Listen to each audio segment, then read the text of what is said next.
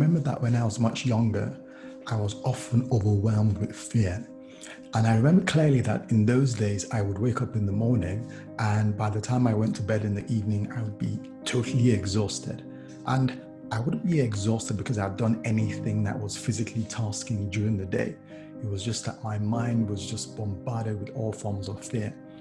And at one point, I asked myself the question, or several times I asked myself the question, is this how my life is going to be? Am I going to be battered by fear day in, day out? Is there an end to this at all? So that was the question that I asked myself then.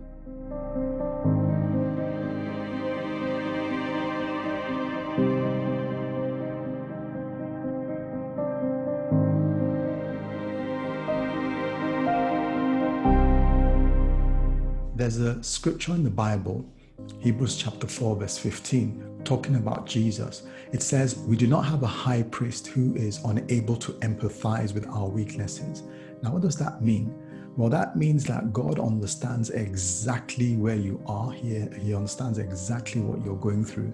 So God isn't in heaven saying, well, try harder and let's see how far you can go on your own. No, the Bible says that God understands exactly what you're going through. He understands the fears that you're facing, even if nobody around you sees it or understands it. Now, the most comforting thing in dealing with fear, or should I say the very first thing with regards to dealing with fear, is realizing that God understands exactly where you are. He understands exactly what you're going through. So what does that mean?